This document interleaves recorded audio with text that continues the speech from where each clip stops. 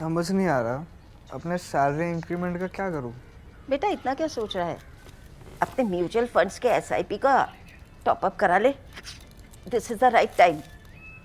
क्या समझ में नहीं आया। बेटा इतना क्या सोच रहा है, अपने म्यूचुअल फंड्स का एसआईपी टॉपअप करा ले। This is the right time.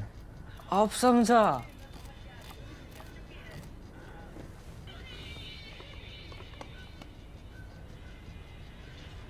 Mutual fund investments are subject to market risks. Read all scheme-related documents carefully. On Sunday, Prime Minister Narendra Modi paid tribute to iconic Assamese singer Zubeen Garg in his monthly radio program Man Ki Baat, saying that the late singer was a shining gem of Assam's cultural heritage. He will always live in the hearts of the people, said the Prime Minister, posting his remarks on X, what used to be Twitter. Zubin had allegedly drowned while swimming in a sea in Singapore, triggering a wave of shock and grief back home. Assam Chief Minister Himanta Sarma quoted PM Modi's X post and added that Zubin was the state's crown jewel and his contribution to the cultural landscape of Assam and India would always be remembered. The BJP leader's acknowledgement of Zubin's contributions to the Assamese and Indian culture is a fitting tribute to the great iconoclastic singer. In 2018, the late singer had advised Assamese athlete Hima Das to eat beef for his strength. In 2019, he declared that he was a Brahmin, but he had snapped his janu or sacred thread. These Brahmins should be killed, the singer had said, triggering a huge row. His comment that Lord Krishna was not God but a man drew similar reactions. He said, I have no caste, no religion, no God, I'm free. I am Kanchenjunga. That was Zubeen Garg. He said it on several occasions. The celebrated musician was not afraid of taking political stands. He supported those opposing the Citizenship Amendment Act. In his last interview, which was telecast after his death, he spoke about how the anti-CA movement fizzled out after he took ill at the peak of the protests. Many of these things that Zubin said might not have gone down well with BJP leaders like Himanta Sarma. But there was nothing any politician could do about a singer who enjoyed a cult status in Assam. To the Assamese, he was not just a singer or a musician or an iconoclast who spoke his mind. He was also a wonderful human being with a heart of gold. Someone who adopted 15 underprivileged children. Someone who just dig into his pocket to give out all his money whenever someone approached him for help, even in the streets. And a lot more. He was a lot more, in fact. That should explain why every politician across ideological and political prism has been scrambling to be seen as a Zubeen fan. Himanta is no exception here. The late singer is suddenly at the center of the political discourse in poll-bound Assam. It is because CM Sharma had sought to explain the BJP's loss in the Bodoland Territorial Council election in the context of Zubin's death. Before we come to discuss why the late singer is so crucial to the BJP's fortune in the 2026 Assam election, let's look at the Bodoland Territorial Council poll results. It's a big setback to the BJP, with this tally coming down to 5 this year from 9 in 2020. I'm talking about the Bodoland Territorial Council, which is a 40-member body. CM Himanta Sarma probably saw this coming. A day before the counting started on Friday, the Assam Chief Minister posted on X, and I quote, BJP had a strong momentum in the Bodoland Territorial Council elections, but due to the tragic demise of beloved Zubin, we withdrew from the campaign. this may have adversely affected our performance. But I am not worried tomorrow the NDA will win, unquote. Zubin died on the 19th of September and the council election had been scheduled on the 22nd of September. Himanta Sarma had campaigned extensively across the Bodoland Territorial region, comprising the 5 districts of Kokrajhar, Chirang, Baksa, Udalguri and Tamilpur. So he had campaigned so extensively before the iconic singer's death. It is so unlike Himanta Sarma to make excuses for failures in advance. 2 more days of campaigning would not have changed the BJP's fortune drastically in these polls. What must worry the BJP now is the victory of the, what you may say, ally turned adversary turned possible ally, that is the Bodoland People's Front, led by Hagrama Mohilari. BPF won 28 seats in the council.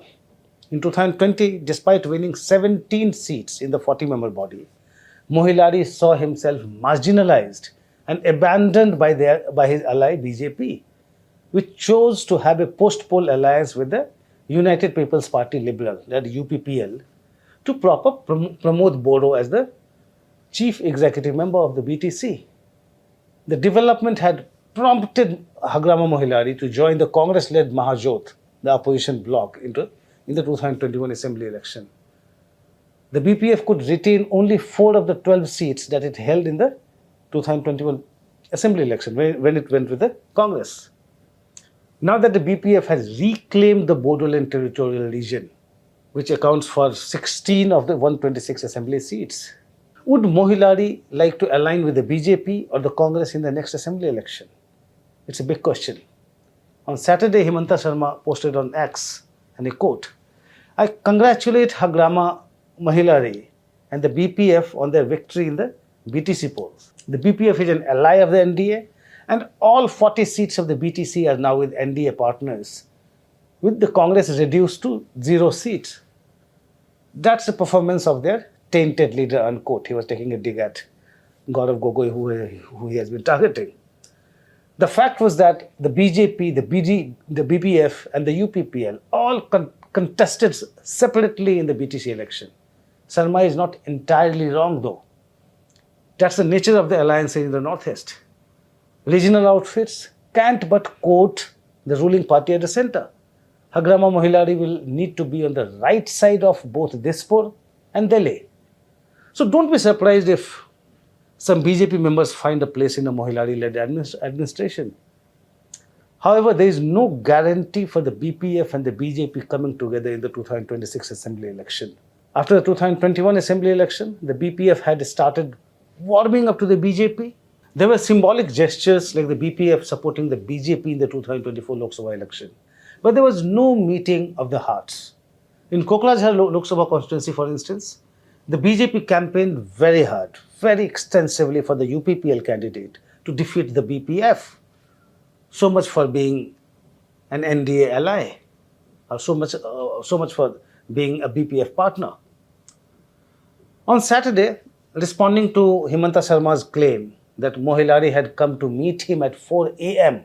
on the day of the results, Mohilari said that he does not even wake up at 4 a.m. The writing on the wall is not difficult to read. Mohilari may choose to embrace Sarma for now, but the BJP cannot take the BPF's partnership in the 2026 polls for granted. The Bodoland Territorial region may send only 16 MLAs to the 126-member assembly, but it may become crucial in a closely contested election. Sarma cannot celebrate the fact that the Congress drew a blank in the BTC. In fact, the Congress performed poorly in these elections in the past too. 0 seats in 2010, 0 seats in 2015, 1 seat in 2020, and 0 seats in 2025 now. That is to stress the point that even when the Congress was in power in 2010 and 2015, the party drew a blank in the Bodoland Territorial Council. Yes, the results do show that the Congress is still far from ready to replace the BJP in Assam.